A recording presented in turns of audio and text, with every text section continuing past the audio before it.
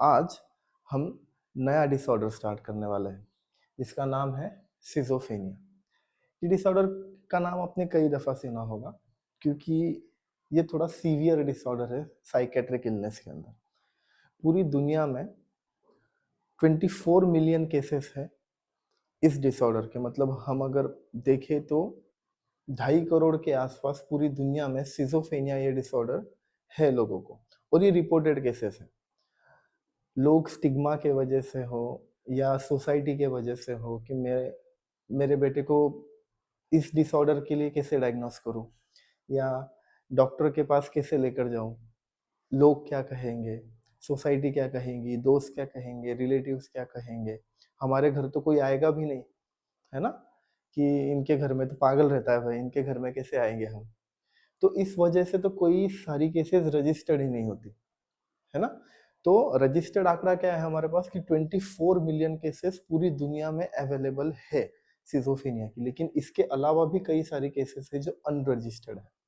तो इसी disease condition के बारे में हम आज समझने वाले हैं। सिजोफ्रेनिया मतलब क्या? ये जो सीजो शब्द है ये ग्रीक वर्ड से आया हुआ शब्द है, ठीक है। इसका मतलब होता है स्प्लिट। स्प्लिट मतलब कोई भी चीज दो हिस्सों में बढ़ जाना। तो यहाँ पर कौन सी चीज स्प्लिट हो रही है? तो यहाँ पर दो चीजें स्प्लिट होती है, एक आपका कॉग्निशन और एक आपका इमोशन, ठीक है। कहाँ से? पर्सनैलिटी में से,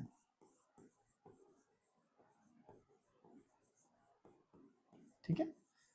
तो सिजोफ्रेनिया को अब हम समझते हैं कि होता क्या है। सिजोफ्रेनिया, तो ये जो डिसऑर्डर है ये एक क्रॉनिक मेंटल डिसऑर्डर है जिसके अंदर हमारा थिंकिंग,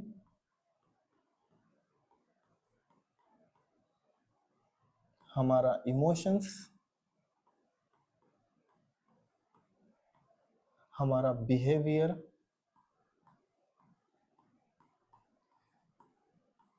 ये सारी चीजें, हमारी फीलिंग्स, ठीक है, ये सारी चीजें अफेक्ट हो जाती हैं, ठीक है। और जब ये सारी चीजें अफेक्ट होती है तो हमारा जो है रियलिटी से टच हट जाता है, ठीक है। रियलिटी से हम थोड़े दूर हट जाते हैं।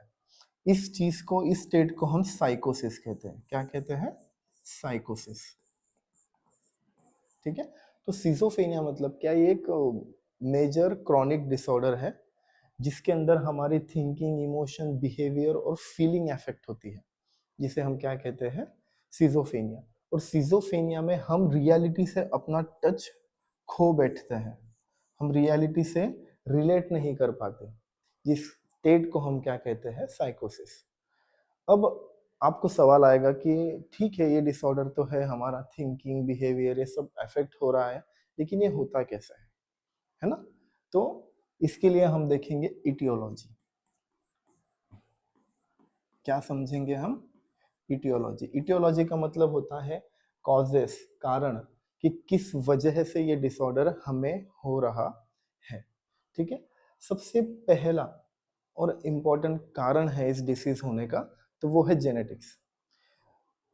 जेनेटिकली काफ़ी चीज़ें फॉलो होती हैं, जैसे कि मेरे अगर पापा को डायबिटीज़ है तो मुझे हो सकता है, मेरे दादाजी को है तो मुझे हो सकता है ना।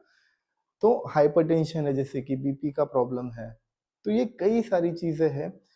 तो जो अस्थमा है, तो ऐसी कई सारी चीज़ें जो है, मेडिकल कंडीशंस जो है वो फॉलो होती है generation to generation. Similarly schizophrenia जो है ये भी जेनेटिक्स से फॉलो होता है। अगर मेरे पापा को है, पापा कौन हो गए? मेरे फर्स्ट डिग्री रिलेटिव।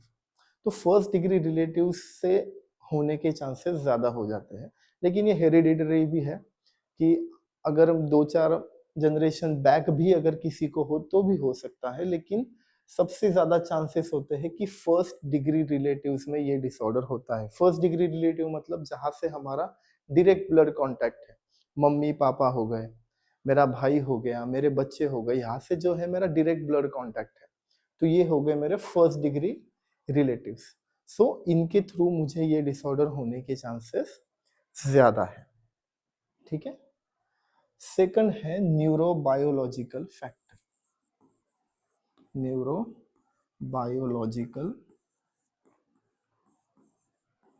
फैक्टर, ठीक है। सेकंड रीजन है ये डिसीज होने का न्यूरोबायोलॉजिकल फैक्टर, ठीक है। हम इसे थोड़ा सा अच्छे से समझते हैं। देखिए एक इमेज है आपके सामने। न्यूरो मतलब आपका जो ब्रेन के अंदर सर्किट है, जैसा इलेक्ट्रिसिटी होती है हमारे घर में, है ना, सब जगह वायरिंग लगी हुई होती है, उसी तरह हमारे ब्रेन में होता है सारा। न्यूरो ये जो चीज है हम ब्रेन के लिए यूज करते हैं। अब न्यूरोलॉजी के वजह से किस तरह ये डिसऑर्डर अफेक्ट करता है वो हम समझते हैं, किस तरह से ये डिसऑर्डर हमें होता है वो समझते हैं। तो यहाँ पर हमें ना सिर्फ दो चीजों को ध्यान रखना। ये एक VTA है, यहाँ पर अगर आप ध्यान से समझ पाओ तो यहाँ पर एक VTA है, वेंट्रल टेगमेंटल एरिया जिसे कहते हैं हम। ये जो एरिया है वो रिस्पॉन्सिबल है हमारे रिवॉर्ड्स के लिए, मोटिवेशन के लिए, हमारे मूड के लिए, ठीक है। और ये जो है डोपामिन, जिस सेरोटोनिन, ठीक है, ग्लूटामेट, इस तरह के हार्मोन्स इधर होते हैं, ठीक है। अब हमें मेनली फोकस करना है डोपामिन के ऊपर, ठीक है। डोपामिन हमें मोटिवेट कर रहा है, ठीक है, हमें रिवॉर्ड्स दे रहा है। अब होता क्या है कि ये जो मीजोलिम्बिक पाथवे है जो लिखा हुआ है यहाँ पर, मीजोलिम्बिक पाथवे, देखिए ये जो पर्पल लाइन है ये है आपका मीजोलिम्बिक पाथवे, ठीक है। अब इसमें क्या है कि डोपामिन जो है वो बढ़ जाता है। क्या हो जा रहा है? डोपामिन इंक्रीज हो जाता है। और अगर डोपामिन इंक्रीज हो गया तो हमें यहाँ पर पॉजिटिव सिम्टम्स हमारी बॉडी में देखने मिलते हैं। पॉजिटिव सिम्टम्स क्या होते हैं? जैसे कि हेलुसिनेशन वगैरह, हम अभी सिम्टम्स में आगे समझेंगे। सेकंड होता है मीजोकार्टिक कॉर्टिकल पाथवे। ये जो ब्लू वाला जो दिख रहा है आपको, ये है मीजोकॉर्टिकल पाथवे। अब इसमें क्या होता है कि डोपामिन कम हो जाता है। क्या हो जाता है? डोपामिन रिड्यूस हो जाता है, कम हो जाता है। डोपामिन यहाँ पर कम होने की वजह से हमें निगेटिव सिम्टम्स नजर आते हैं, तो इसे हम कहते हैं डोपामिन डिसरेगुलेशन। तो डोपामिन डिसरेगुलेशन होने की वजह से भी हमें ये वाला डिसऑर्डर हो सकता है, सिजोफ्रेनिया हो सकता है। अब इसके अलावा क्या कारण है? तो इन्वायरमेंटल फैक्टर एक होता है। क्या होता है? Environmental factor. अब इन्वायरमेंटल फैक्टर में क्या क्या चीजें होती है? तो इन्वायरमेंटल फैक्टर में होता है ट्रॉमा, इन्वायरमेंटल फैक्टर में होता है स्ट्रेस, है ना, ट्रॉमा है, स्ट्रेस है, एक्सीडेंट है, उसके बाद में ऑर्गेनिक ब्रेन इंजुरीज वगैरह जो कुछ भी है, ये इन्वायरमेंटल फैक्टर में आ गया। ओके, अब जैसे कि एक ट्रॉमा का मैं आपको एग्जांपल देता हूँ।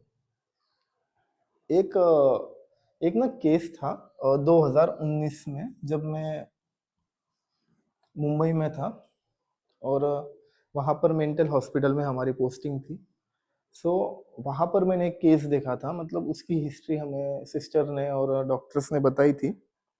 थोड़ा वो ट्रॉमा के वजह से सारी चीज़ें हुई थी। आप समझिए किस तरह से था। हम समझते हैं उस इंसान का नाम था मिस्टर डी, ठीक है, हम ऐसा नाम नहीं ले सकते, तो हम समझते हैं उसका नाम था मिस्टर डी। तो मिस्टर डी जो है ये बहुत पढ़ा लिखा, बहुत होशियार और बहुत ही इंटेलिजेंट इंसान था, ठीक है। और फॉरेन में जॉब करता था वो, संभाजी नगर में रहता था और हर 4 महीने 6 महीने में अपनी बीवी से मिलने आता था। कुछ वीजा का प्रॉब्लम था शायद, तो वो उसकी बीवी को ले जा नहीं पा रहा था। सो वो आता था 4 महीने 6 महीने में मिलने आता था। तो एक दिन क्या हुआ कि उसने सोचा कि हम ना सरप्राइज देते हैं बीवी को, ठीक है। तो सरप्राइज के लिए मतलब जो वो 6 महीने की गैप में आ रहा था, 4 महीने की गैप में आ रहा था, वो अगले ही महीने अपनी बीवी से मिलने बिना बताए आ गया। तो वो घर आया, घर की चाबी से मतलब उसने घर खोला, बेडरूम में गया तो बेडरूम में उसकी बीवी उनके सगे भाई के साथ थी। सो वो सीन देखकर वो ट्रॉमेटाइज हो गया। वो मतलब वो देख नहीं पाया ये चीज कि ये मेरे पीठ पीछे क्या हो रहा है। ठीक है। और ये ट्रॉमा इतना आगे वर्स्ट होता गया, इतना वर्स्ट होता गया कि फाइनली हमें उसे मेंटल हॉस्पिटल में एडमिट करना पड़ा। 2019 में उसे ऑलरेडी 6-7 साल हो चुके थे, लेकिन वो रिकवर नहीं हुआ था। अगर मैं आज जाऊँ और आज भी अगर वो उधर है, मतलब उसे 12-13 साल हो गए, अभी तक वो रिकवर नहीं हो पाया। जब उससे मैं बात करता था तो वो कहता था मुझे कि सर आप इंग्लिश में बात करो, मुझे ना ये हिंदी वगैरह नहीं समझ आती, मैं बहुत पढ़ा लिखा हूँ, ये हूँ वो हूँ। उसने उसकी बीवी से भी मिलाया मुझे, एक्चुअली मतलब था नहीं कोई, लेकिन उसे लगता है कि ये मेरे पास बैठी हुई है, मुझसे बात कर रही है वगैरह वगैरह। तो ये सिजोफ्रेनिया है। ठीक है। इस तरह से ट्रॉमा जो है किसी भी इंडिविजुअल को अफेक्ट कर सकता है। ठीक है। सो इस तरह के कई सारे फैक्टर्स हैं जिसके वजह से हमें सिजोफ्रेनिया हो सकता है। अब ये फैक्टर्स तो हमने देख लिए, लेकिन सिम्टम्स क्या क्या है। ठीक है। साइंस क्या क्या है। ठीक है। तो अब हम समझते हैं साइन एंड सिम्टम्स, जिसे हम क्लिनिकल मैनिफेस्टेशन भी कहते हैं। ठीक है। क्लिनिकल मैनिफेस्टेशन या क्लिनिकल फीचर्स। तो ये जो है साइन और सिम्टम्स, हम इसे 2 भागों में डिवाइड करते हैं। ठीक है। हम इसे क्या करते हैं, 2 भागों में डिवाइड करते हैं। जैसे कि मैंने स्टार्ट में कहा था, डोपामिन अगर बढ़ गया तो पॉजिटिव सिम्टम्स, डोपामिन अगर कम हो गया तो नेगेटिव सिम्टम्स। तो यही 2 चीज है, पॉजिटिव सिम्टम्स और नेगेटिव सिम्टम्स। ठीक है। इस तरह से हम 2 भागों में सिम्टम्स को डिवाइड करते हैं। पॉजिटिव सिम्टम्स का मतलब क्या। पॉजिटिव शब्द हम कब यूज करते हैं, जब हम कोई भी चीज ऐड करते हैं। 1+1 2 मतलब ऐड हो गया, है ना। तो जब भी हम कोई चीज ऐड करते हैं तो हम इसे प्लस पॉजिटिव ऐसा यूज करते हैं। तो हमारे बिहेवियर में, हमारी पर्सनालिटी में जो चीज नहीं है वो ऐड हो जाना, इसे हम कहते हैं पॉजिटिव सिम्टम्स। और नेगेटिव सिम्टम्स मतलब जो हमारे बिहेवियर में है वो चीज कम होना, रिड्यूस होना या निकल जाना, उसे हम क्या कहते हैं, नेगेटिव सिम्टम्स। ठीक है। पॉजिटिव सिम्टम्स में सबसे पहले आता है डिल्यूजन। पॉजिटिव सिम्टम्स में सबसे पहले आता है डिल्यूजन। अब डिल्यूजन क्या है, तो इसके बारे में मैंने डिटेल वीडियो बनाई हुई है, मैं डिस्क्रिप्शन में आपको लिंक डाल दूंगा। ठीक है। डिल्यूजन का मतलब होता है कि आपका फॉल्स बिलीफ। ठीक है। कोई भी चीज जिसके ऊपर आपका विश्वास है लेकिन वो साइंटिफिकली प्रूवन नहीं है, या तो उसके बारे में वो है ही नहीं चीज जिसके ऊपर आप बिलीव कर पा रहे हो, लेकिन फिर भी आपका एक बिलीफ है कि नहीं ये चीज ऐसी है मतलब ऐसी है, तो ये हो गया फॉल्स बिलीफ, आपका डिल्यूजन। नेक्स्ट होता है पॉजिटिव सिम्टम जो है हेलुसिनेशन। नेक्स्ट है हेलुसिनेशन। हेलुसिनेशंस के बारे में सुना होगा, ये है फॉल्स परसेप्शन। जो चीज दुनिया में या हमारे अगल बगल मौजूद नहीं है, वो चीज भी हमें दिखना, वो चीज हमें सुनाई देना, वो चीज हमें फील होना, इसे हम कहते हैं हेलुसिनेशंस। ठीक है। सिजोफ्रेनिया में मोस्टली ऑडिटरी हेलुसिनेशंस होते हैं। सिजोफ्रेनिया में मोस्टली ऑडिटरी हेलुसिनेशंस होते हैं, हमें सुनाई देते हैं लोगों की आवाजें, लेकिन कोई नहीं होता वहां पर। ठीक है। उसके बाद में होता है disorganised thinking and behaviour.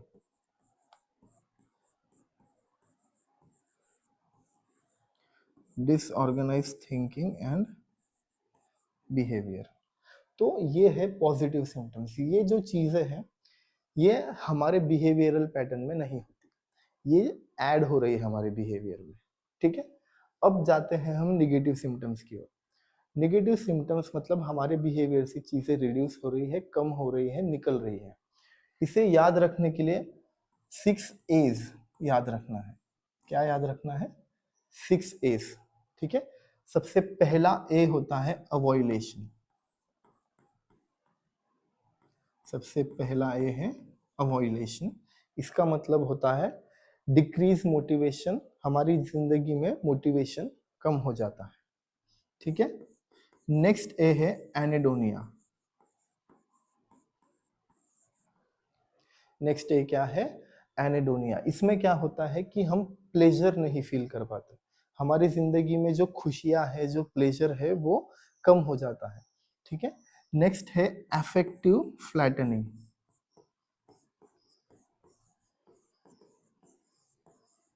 Next क्या है? Affective flattening. यहाँ पर हम इमोशनल एक्सप्रेस नहीं कर पाते, हमारे जो इमोशंस है वो हम बता नहीं पाते, चाहे हैप्पीनेस हो, सैडनेस हो, हमारे एकदम इमोशंस फ्लैट हो जाते हैं, इसीलिए फ्लैटनिंग ये शब्द हमने यूज किया हुआ है। नेक्स्ट ए जो है वो है असोशियलिटी। असोशियलिटी। असोशियलिटी का मतलब होता है कि सोसाइटी से हम दूर हो जाते हैं, कट ऑफ कर लेते हैं, जिसे हम सोशल विड्रॉल कहते हैं। ठीक है। असोशियलिटी। इसके बाद होता है अपैथी।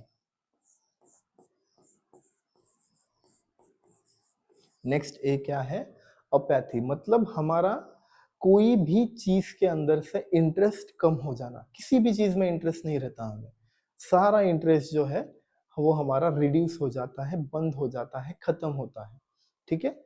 और नेक्स्ट होता है अलॉजिया। नेक्स्ट क्या होता है? ओलॉजिया। इसे हम कहते हैं पोवर्टी ऑफ स्पीच। क्या बोलना है, कैसे बोलना है, कौन से शब्द यूज करने हैं, जो कुछ भी है वो सब कम हो जाता है, वो रिड्यूस होता है, हम बोल ही नहीं पाते किधर क्या बोलना है, कैसे बोलना है। सो इसे कहते हैं हम अलॉजिया, मतलब पोवर्टी ऑफ स्पीच। ठीक है। देखिए ये 6 एज की तरह हमें याद रखना है। पहला ए है अवॉइलेशन, दूसरा एनेडोनिया, तीसरा अफेक्टिव फ्लैटनिंग, चौथा असोशियलिटी, पांचवा अपैथी और छठा है अलॉजिया। तो ये थे हमारे सिम्टम्स ऑफ सिजोफ्रेनिया। हमारे ब्रेन में ये डिसऑर्डर किस तरह होता है, ठीक है, या हमें प्रोसेस क्या है कि एक ये है, दो ये है, तीन ये है, तो हम पहुंचते किस तरह है सिजोफ्रेनिया तक। तो इसे हम कहते हैं साइकोपैथोफिजियोलॉजी या पैथोफिजियोलॉजी, हम इसे कहते हैं। क्या कहते हैं? पैथोफिजियोलॉजी। ठीक है। पैथोफिजियोलॉजी में हम समझते हैं कि ये डिसीज ट्रैवल किस तरह करता है और फाइनल ये डिसीज किस तरह होता है। ठीक है। तो सबसे पहला आता है इसमें जेनेटिक डिस्पोजल, जेनेटिक प्रीडिस्पोजल।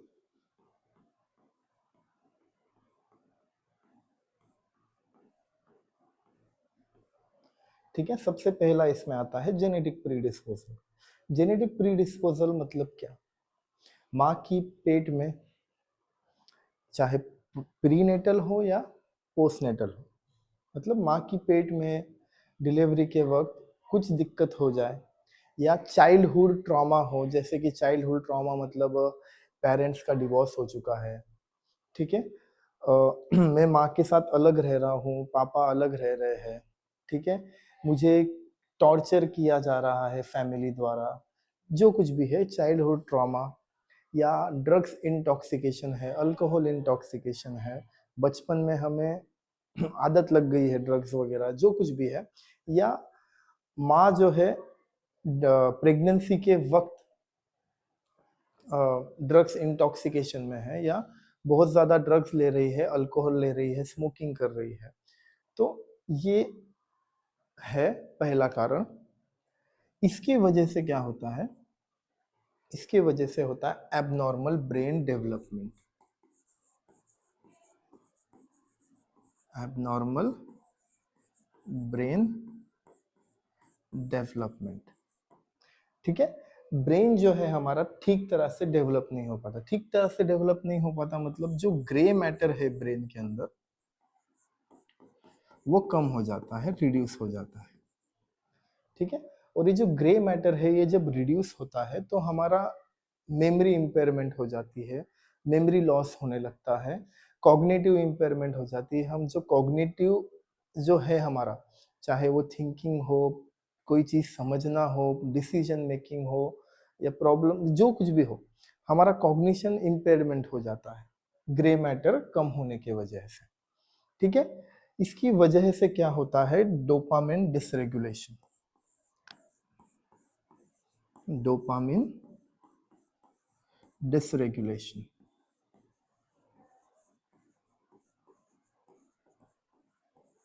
ठीक है? इसकी वजह से क्या हो रहा है? Dopamine dysregulation. डोपामिन डिसरेगुलेशन मैंने आपको समझाया था कि ये जो VTA है, ठीक है, ये जो एरिया है VTA, इसे हम कहते हैं वेंट्रल टेगमेंटल एरिया, जो रिस्पॉन्सिबल है हमारे मोटिवेशन के लिए, हमारे रिवॉर्ड्स के लिए। इस एरिया से ही डोपामिन, सेरोटोनिन, ग्लूटामेट और गाबा न्यूरॉन्स ट्रैवल करते हैं, ठीक है? अब ये जो डोपामिन है, अगर ये मीजोलिम्बिक पाथवे, ये जो पर्पल कलर वाला है, ये मीजोलिम्बिक पाथवे है। अगर यहाँ पर डोपामिन इंक्रीज हो गया, बढ़ गया, तो हमें पॉजिटिव सिम्टम्स पेशेंट में नजर आते हैं। और ये है ब्लू वाला मीजोकॉर्टिकल पाथवे। अगर यहाँ पर डोपामिन कम हो गया तो हमें निगेटिव सिम्टम्स नजर आते हैं। इस चीज को हम क्या कहते हैं? डोपामिन डिसरेगुलेशन, ठीक है? तो यहाँ पर क्या हो गया? डोपामिन डिसरेगुलेशन हो गया। अब मैंने क्या कहा कि वहां पर सिर्फ डोपामिन है क्या वेंट्रल टेगमेंटल एरिया में? नहीं, सेरोटोनिन भी है, ग्लूटामेट भी है, ठीक है? ग्लूटामेट क्या है? वो हमारे लर्निंग में मदद कर रहा है। सेरोटोनिन क्या है? हमारे मूड में, हमारे स्लीप में, हमारे इमोशंस में मदद कर रहा है। तो ठीक है, तो क्या होता है अगर डोपामिन डिसरेगुलेट हो गया तो ग्लूटामेट और सेरोटोनिन इम्बैलेंस हो जाते हैं। क्या हो जाते हैं? दोनों हार्मोन्स इम्बैलेंस हो जाते हैं, ठीक है? इम्बैलेंस होने की वजह से फिर आपका मूड डिस्टर्ब, आपकी स्लीप डिस्टर्ब, आपका इमोशन डिस्टर्ब, आपकी लर्निंग, आपकी मेमोरी, सब कुछ डिस्टर्ब हो गया, क्योंकि ग्लूटामेट और सेरोटोनिन क्या हो गए? इम्बैलेंस हो गए, ठीक है? जैसे ही ये इम्बैलेंस हो गया तो ये जो हमारा फ्रंटल और ये है हमारा टेम्पोरल, ठीक है? ये हमारा फ्रंटल हिस्सा है, ये हमारा टेम्पोरल हिस्सा है हमारे ब्रेन का। तो ये डिसफंक्शन करने लग जाता है। ब्रेन का फ्रंटल टेम्पोरल लोब डिसफंक्शन हो जाता है।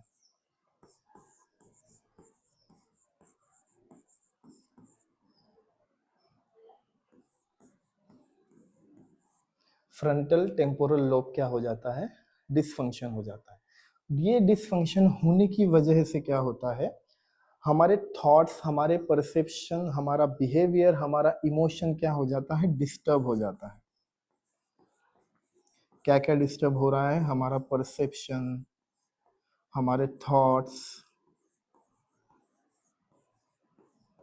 हमारे इमोशंस, ये सारी चीज़ें क्या हो जाती है? डिस्टर्ब हो जाती है। और इन सब की वजह से हमें हमारे अंदर, हमारे बिहेवियर में सिम्टम्स नजर आते हैं, जो कि होता है hallucination, delusion and disorganised behaviour. Disorganised behaviour, ये सिम्टम्स हमें कहाँ नजर आते हैं? सिजोफेनिया, ये डिसीज कंडीशन में नजर आते हैं। तो ये जो डिसीज कंडीशन है वो इस तरह से हमें होता है। ये है इस डिसीज कंडीशन की पैथोफिजियोलॉजी। जेनेटिक प्रीडिस्पोजल, उसके बाद में हमारी एबनॉर्मल ब्रेन डेवलपमेंट, उसके बाद डोपामिन डिसरेगुलेशन, उसके बाद ग्लूटामेट एंड सेरोटोनिन का इम्बैलेंस, जिसकी वजह से फ्रंटल टेम्पोरल लोब में डिसफंक्शन हो जाता है, जिसकी वजह से हमारा परसेप्शन हो, थॉट्स हो, इमोशन हो, ये सारी चीज़ें डिस्टर्ब होती हैं। और उसी कारण हमें हेलुसिनेशन, डिल्यूजन, डिसऑर्गेनाइज्ड बिहेवियर ऐसे सिम्टम्स नजर आते हैं, जो कि सिजोफेनिया के मेन या कोर सिम्टम्स है। तो ये था सिजोफेनिया की पैथोफिजियोलॉजी। लॉजिक। अब नेक्स्ट हम बढ़ते हैं कि किसी को अगर सिजोफ्रेनिया है, ठीक है, तो हम कैसे डायग्नोस कर पाए या हमें किस तरह पता चलेगा कि इसे सिजोफ्रेनिया। ठीक है, हमें कारण पता चल गए, हमें सिम्टम्स पता चल गए, लेकिन हमें पता कैसे चलेगा कि इसे सिजोफ्रेनिया है, हम डायग्नोस किस तरह करें। तो आज हम समझेंगे डायग्नोस्टिक क्राइटेरिया और ट्रीटमेंट के बारे में। ठीक है, तो सिजोफ्रेनिया डायग्नोस करने के लिए हमें दो ग्रुप्स करने होते हैं। कितने ग्रुप्स करने होते हैं हमें? दो ग्रुप्स। तो सबसे पहला होता है ग्रुप ए और दूसरा होता है ग्रुप बी। ठीक है, इस तरह से हमें दो ग्रुप्स करने होते हैं। ग्रुप ए में कुछ सिम्टम्स होते हैं। सबसे पहले होता है थॉट इको या थॉट इंसर्शन या थॉट विड्रॉवल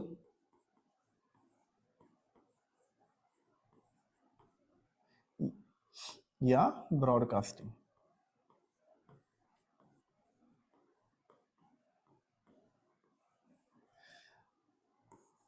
इसमें सेकंड होता है डिल्यूजन।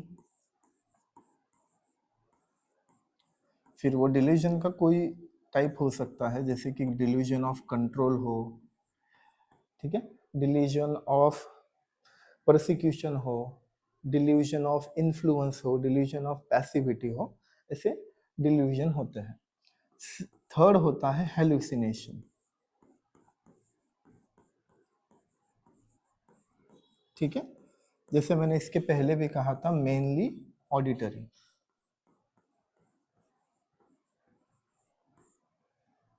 और फोर्थ होता है परसिस्टेंट डिल्यूजन।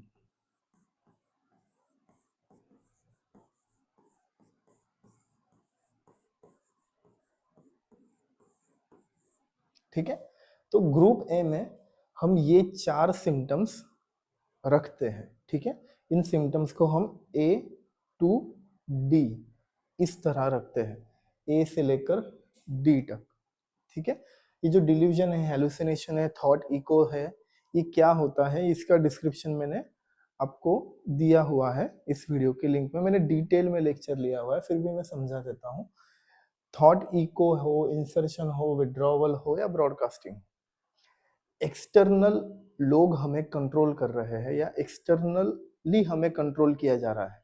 एक्सटर्नल वॉइसेस के थ्रू मुझे कंट्रोल किया जा रहा है। मेरे एक्सटर्नली मेरे दिमाग में कोई थॉट्स डाले जा रहे हैं, मेरे दिमाग में से एक्सटर्नली कोई थॉट्स निकाल रहा है, या मेरे थॉट्स पूरी दुनिया के सामने ब्रॉडकास्ट हो रहे हैं। तो ये हो गया आपका थॉट्स। डिल्यूजन जो है हमें पता है कि फॉल्स बिलीफ है, कि हम ऐसी चीज पे बिलीव करते हैं जो कल्चरली हो, सोसाइटी हो या जो कुछ भी हो, हमें इजाजत नहीं देती। हेलुसिनेशंस है। हेलुसिनेशंस मतलब कि जो चीज एग्जिस्ट नहीं करती, हम उसे देख पा रहे हैं, उससे बोल पा रहे हैं, उसे फील कर पा रहे हैं, है ना। मोस्टली इसमें ऑडिटरी हेलुसिनेशन होता है। परसिस्टेंट डिल्यूजन मतलब आपको कोई भी टाइप का डिल्यूजन हो सकता है कंटिन्यूअसली। तो ये हो गया ग्रुप ए के सिम्टम्स। अब ग्रुप बी में क्या है? ठीक है, तो ग्रुप बी में होता है परसिस्टेंट हेलुसिनेशन।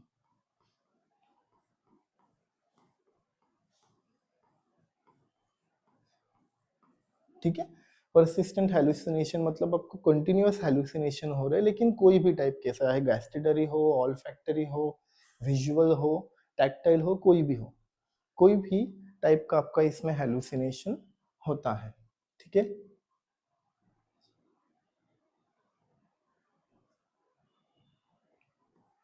नेक्स्ट है आपका डिरेलमेंट।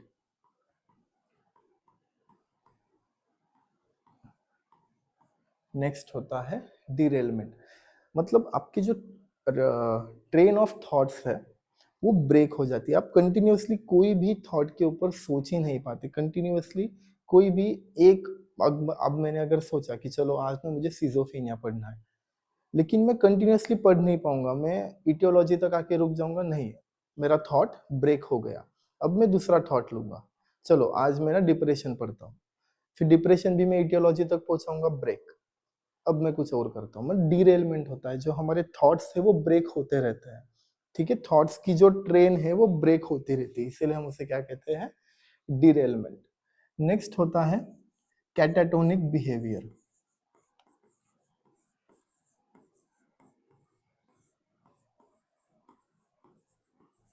नेक्स्ट होता है catatonic behaviour.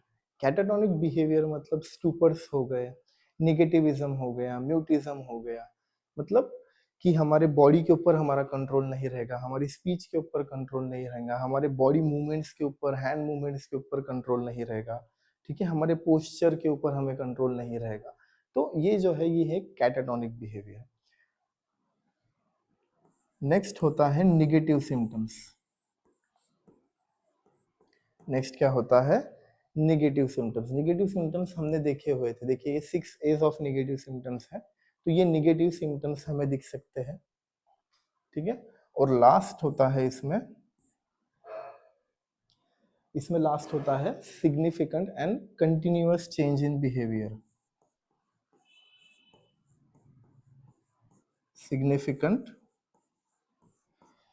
And continuous change in behaviour.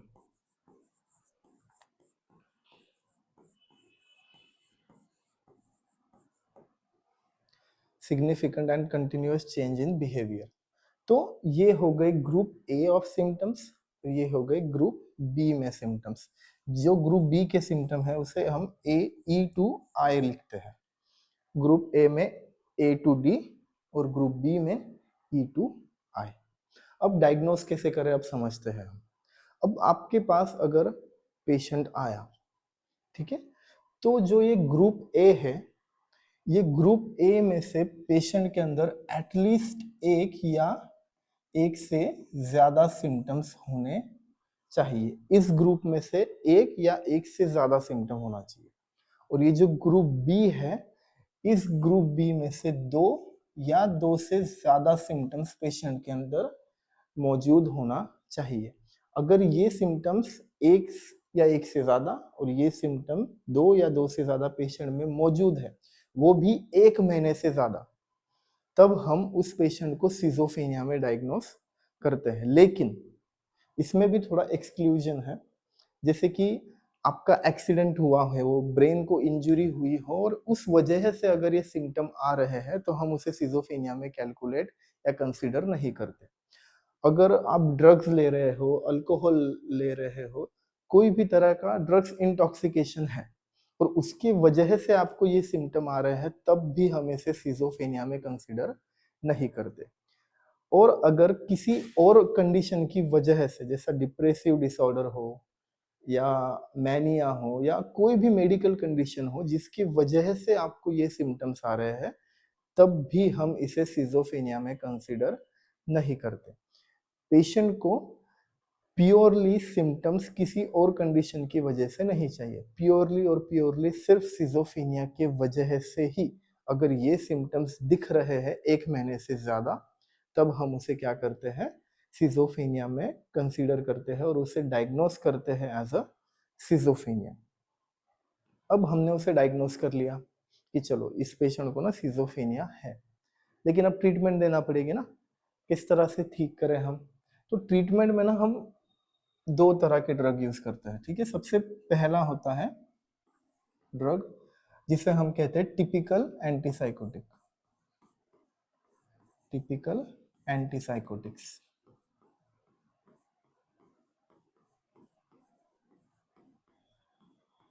ठीक है, पहला होता है टिपिकल एंटीसाइकोटिक्स। ये फर्स्ट जनरेशन ड्रग है, फर्स्ट जनरेशन ड्रग है। हेलोपेरिडोल इसका एक बेस्ट एग्जांपल है। तो ये जो ड्रग है ये पॉजिटिव सिम्टम्स के ऊपर काम करता है। किसके ऊपर काम करता है, पॉजिटिव सिम्टम्स के ऊपर। ये जो ड्रग है हमें जो पॉजिटिव सिम्टम्स दिख रहे हैं पेशेंट में, उसे कम करने का ये काम करता है। ठीक है, नेक्स्ट ड्रग जो हम यूज करते हैं वो है अटिपिकल एंटीसाइकोटिक। Atypical antipsychotics.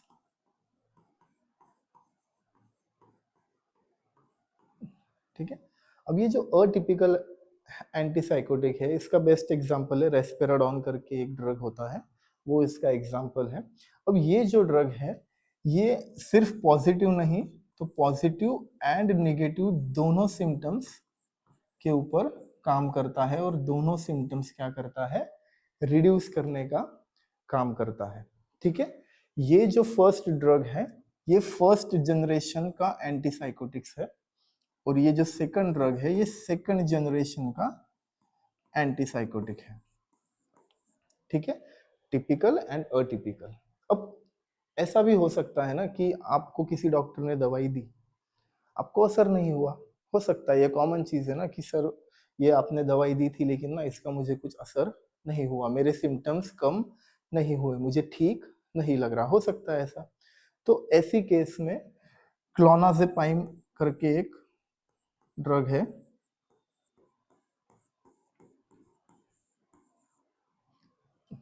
ठीक है, या क्लोजापाइन भी जिसे हम कहते हैं, तो इसे हम क्या कहते हैं, हीरो ड्रग कहते हैं। हम इसे क्या कहते हैं, हम इसे हीरो ड्रग। ये जो ड्रग है, ये पॉजिटिव और निगेटिव दोनों सिम्टम्स के ऊपर काम करता है, और हम ये ड्रग तब यूज करते हैं जब ये दोनों ड्रग वर्क नहीं करते या दोनों ड्रग फेल हो जाते हैं। ठीक है।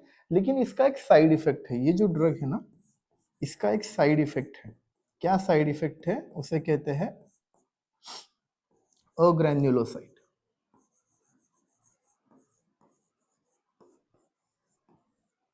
ठीक है। इसका ये एक साइड इफेक्ट है। इसमें क्या होता है, डेंजरसली या बहुत ही ज्यादा प्रमाण में एक्सेसिवली हमारे WBCs जो है वो ड्रॉप हो जाते हैं। ठीक है। हमारे ब्लड में जो WBCs काउंट होता है वो बहुत ड्रास्टिकली, बहुत डेंजरसली और बहुत ज्यादा ड्रॉप होने लगता है, कम होने लगता है। ये इसका साइड इफेक्ट है।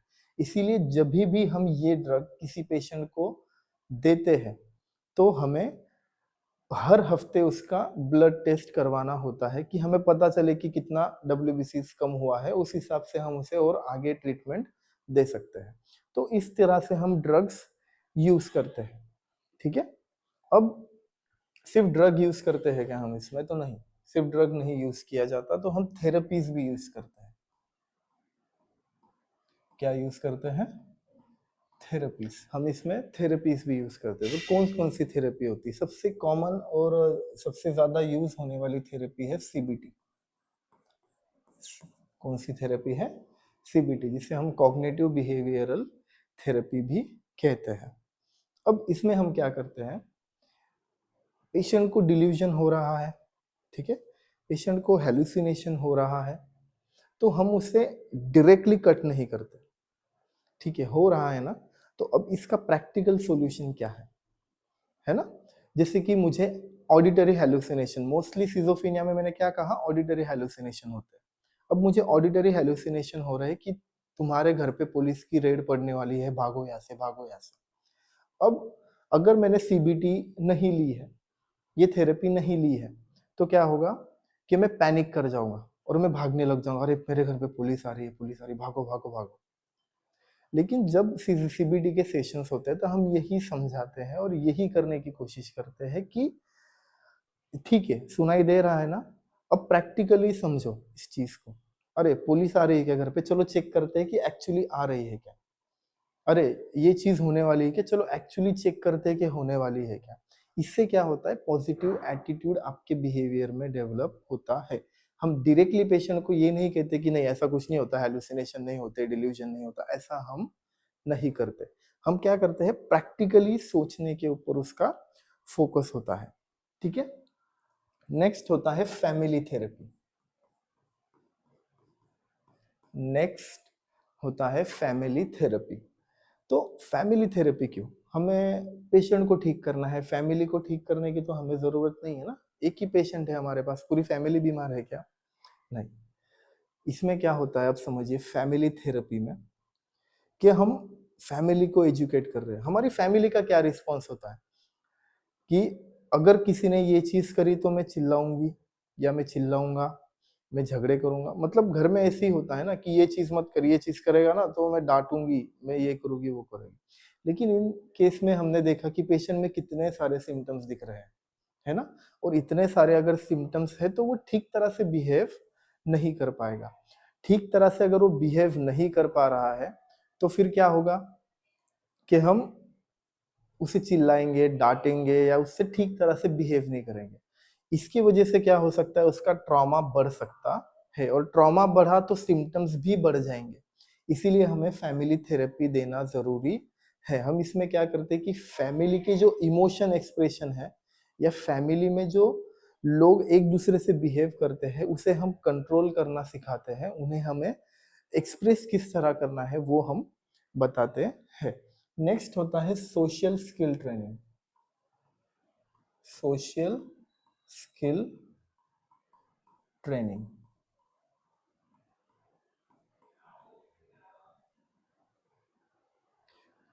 नेक्स्ट होता है इसमें सोशल स्किल ट्रेनिंग।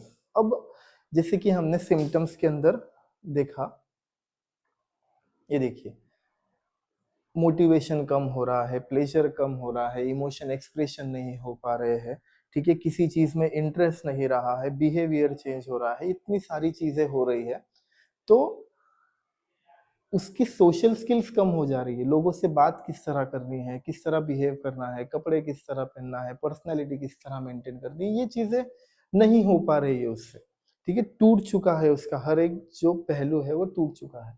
तो हमें उसे स्किल ट्रेन करना है कि सोशली किस तरह इंटरैक्ट करे, किस तरह बात करे, किस तरह बिहेवियर रखे, तो ये है सोशल स्किल ट्रेनिंग। तो ये था हमारा सिंपल और शॉर्ट सिज़ोफ्रेनिया के ऊपर डिस्कशन। हमने क्या-क्या समझा कि सिज़ोफ्रेनिया होता क्या है, किस वजह से होता है, क्या-क्या सिम्पटम्स हमें नज़र आते हैं और किस तरह से हम डायग्नोज़ कर पाते हैं और क्या-क्या ट्रीटमेंट सिज़ोफ्रेनिया में अवेलेबल है।